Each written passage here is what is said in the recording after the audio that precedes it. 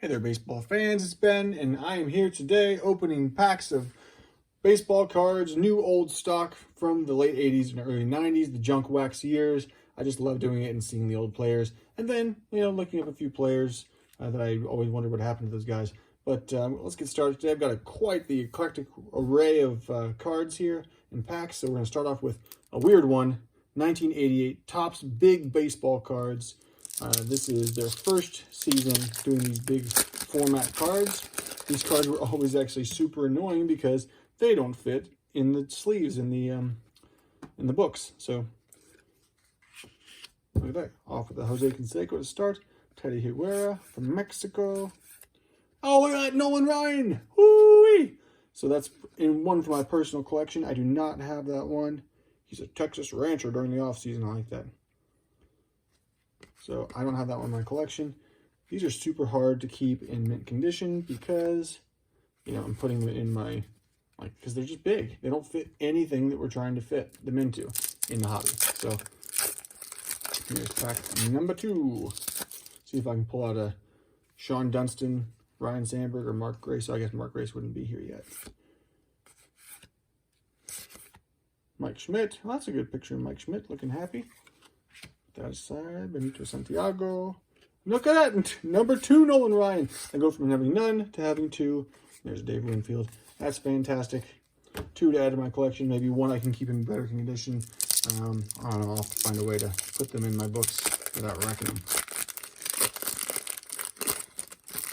And my last pack of 1988 Topps Big. Dwight Gooden. Oh, look at that, Bo Jackson. That's a good one. That dude is remarkable.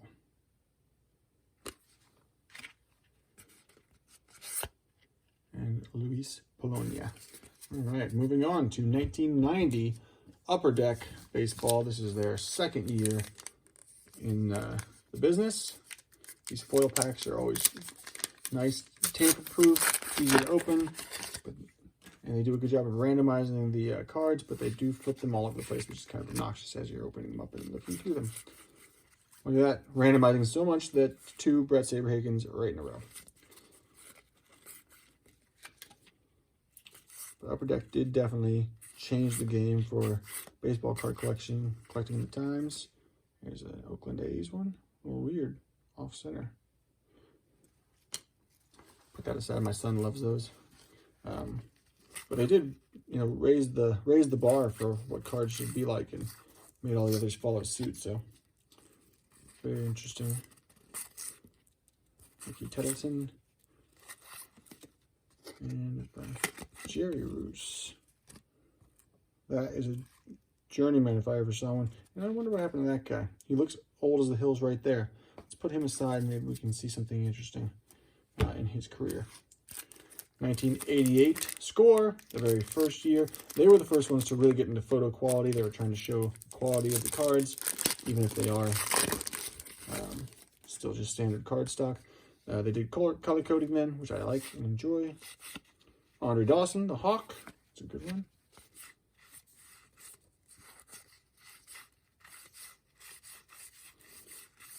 The one you'd be looking for here would be a Tom Glavine rookie card, but I don't think we're going to see that. So, nope, no Tom Glavine. All right, moving on to 1990 Bowman Baseball. They have gum in there because they are owned by Topps, who are the only ones who could put gum in there. This is the second year of them being back in business after being out for 50 years or something like that. There's the gum. I'm not eating that today. I'm really happy when they changed this back to standard size cards. 1989 set is super obnoxious because they're just too tall. There's a weird looking Bo Jackson picture. I usually love these art renditions, but that's an odd representation of Bo Jackson there. Can't say I always like Bowman because they give you kind of like different stats than some of the other cards did. But this one's just, the design is really hard to read the names, and look at that, Julio Franco. Very distinctive bat stands for him. All right. Moving right along. I'm going to open my second pack for 1990 Bowman.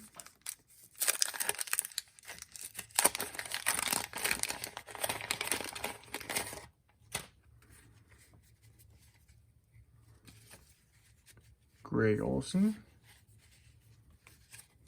Dave Parker looking happy as can be. Matt Williams. Howard Hilton.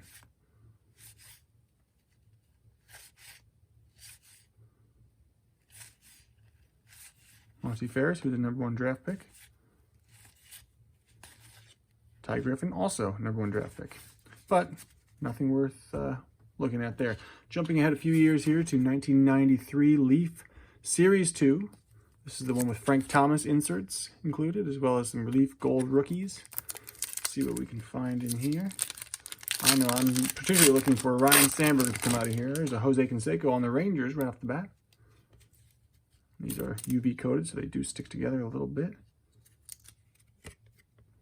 Wes Burks. Joe Oliver. Cheeto Martinez. Jay Buhner. Corey Schneider.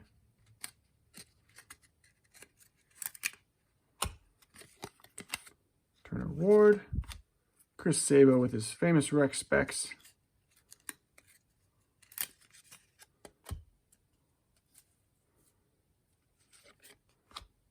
Roberto Hernandez.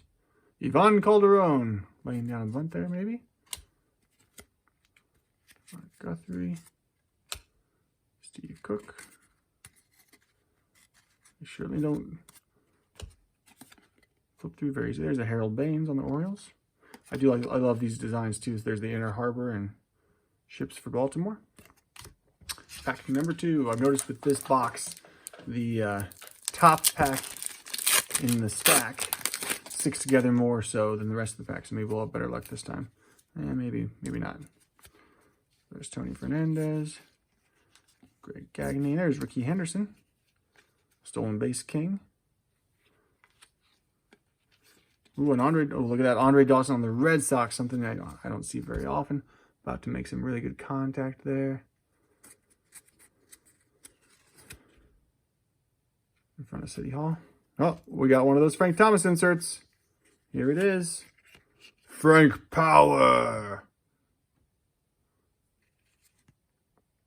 And a bubble blowing on the end here. So there's a good insert there. I think there's like 1 out of every 12 packs is what I was reading for the odds on those. So not terribly rare, but you got these in-action cards from the Marlins and the Rockies, which were very exciting at the time. Brian Jordan, also a football player. There's Benito Santiago on the Marlins.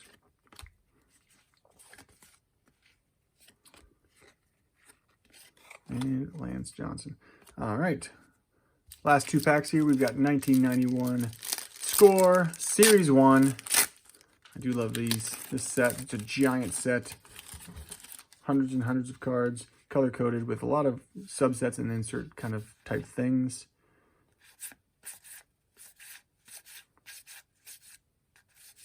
Barry Bonds right there, looking good. Mark McGwire. Bonds and McGwire, 2 home run hitters and home run kings in there right next to each other. That's nice.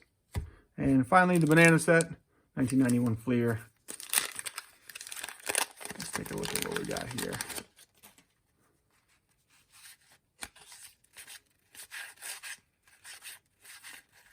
Always just looking for those Provision inserts here. Vince Coleman, which are always fun, but nothing there. All right, so let's look up Jerry Roos. I don't know if I'm saying his name right. Russ or Roos. Race. Large guy. 6'5", 227. From St. Louis, Missouri. Let's see.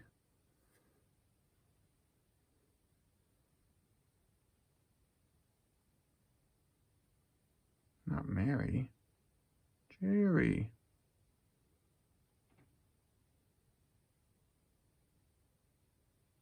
Yeah, there he is. American baseball player.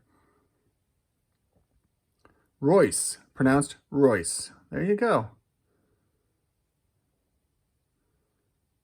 72 years old at this point. Started in 69 and played till 1990. Wow, that is a lot of years. 220 wins, 191 losses. That's a lot of wins. 3.64 ERA, not bad. Almost 2,000 strikeouts. Not very many guys can say they've done that. Wow, 69 to 90 is a long time. Two-time All-Star, 1975 and 1980. World Series champion, 81. And pitched a no-hitter in 1980.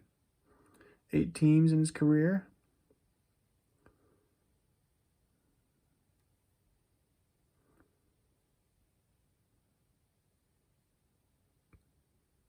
He is the second pitcher in Major League history to, besides Milt Pappas, to win 200 career games without ever winning 20 in a season. And played in 4 different decades. That's pretty good.